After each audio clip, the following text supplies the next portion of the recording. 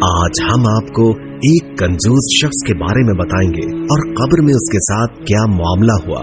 जानने के लिए वीडियो को आखिर तक लाजमी देखिएगा। दोस्तों, बहुत मुद्दतों पहले की बात है कि एक गांव में एक शख्स और उसके बच्चे रहा करते थे। वो शख्स आला दर्जे का कंजूस था। अपना माल गिन गिन कर रखता था, एक एक पाई का हिसाब रखता था। वो शख्स इस कदर कंजूस था कि उसने अपना माल एक लोहे के संदूक में रखा हुआ था और उस संदूक को एक और बड़े लोहे के संदूक में रखता। वो शख्स ना अपनी जरूरत की चीज पर खर्च करता और ना ही घर वालों पर। उसके बीवी बच्चे फाकों में रहते थे, लेकिन उसे कोई फिक्र न होती। यहाँ तक कि जब फाके शिद्दत इख्तियार कर जाते तो उसकी बीवी मांग कर खाना लाती। उस शख्स की बीवी कई बार उसे कहती कि तुम इस माल को रखकर क्या करोगे, ऐसे माल का क्या फायदा जो हमारी जरूरियात ही पूरी न कर सके। खुदा का वास्ता है, अपने घर के हालात देखो। लेकिन कंजूस शख्स फौरन गुस्सा करता और कहता कि अल्लाह ताला ने फजूल खर्ची से मना फरमाया है और तुम मुझे मेरा माल खर्च करने पर उकसाती हो, चली जाओ यहाँ से। बीवी ये बहस कई बार कर चुकी थी, लेकिन उस कंजूस शख्स के दिमाग पर तो जैसे कुफल ही लग गया हो। उसे कोई बात समझ नहीं आती थी। वक्त एक सा नहीं रहता। वक्त गुजरने के साथ साथ उस कंजूस शख्स की उम्र भी बढ़ती गई, यहाँ तक कि वो बुढ़ापे को पहुँच गया। अब वो बीमार रहता था तो उसको पता था कि उसकी मौत का वक्त करीब आ चुका है, लेकिन अभी भी उसे अपनी आखिरत की कोई फिक्र न थी। वो बस यही सोचता रहता था कि मेरे मरने के बाद मेरे माल का क्या होगा। एक दिन वो अपनी बीवी के साथ बैठा यही बातें कर रहा था कि जब मैं मर जाऊं तो मेरे माल का क्या होगा, वो किसके पास जाएगा। बीवी ने कहा, जाहिर है बाप के मरने के बाद औलाद के पास ही सब कुछ जाता है और यही अल्लाह का कानून भी है। बीवी की बात सुनकर वो बहुत गुस्सा हुआ और कहा कि वाह, सारी जिंदगी मेहनत मैंने की, इस सारे माल को संभाल कर मैंने रखा और अब मेरे बाद ये सब कुछ मेरी औलाद को मिल जाएगा। नहीं, मैं ऐसा नहीं होने दूंगा। मैं कोई रास्ता निकाल लूंगा कि मेरा माल हमेशा मेरे पास ही रहेगा।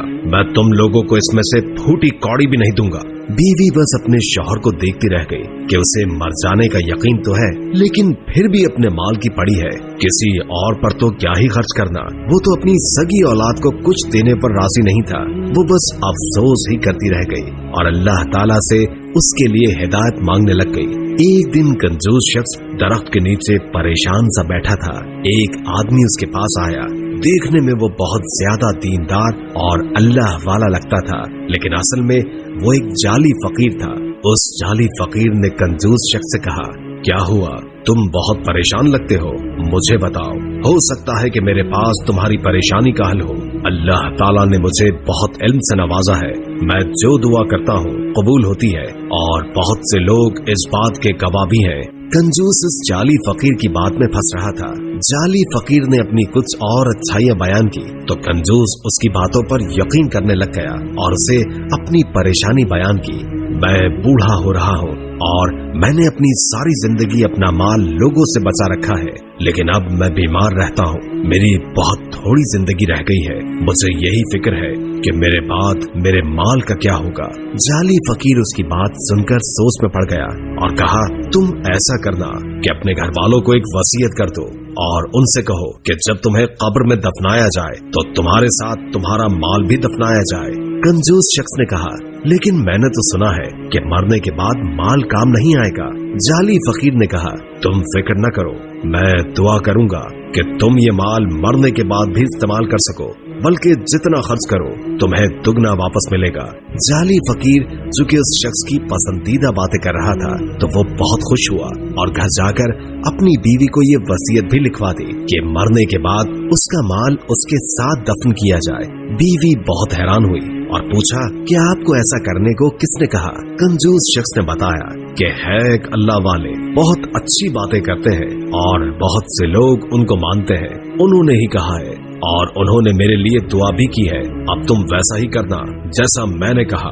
कंजूस शख्स की बीवी बहुत अक्लमंद थी और उसकी तरह दौलत की लालच में अंधी भी नहीं हुई थी, इसलिए सारा मामला समझ गई थी।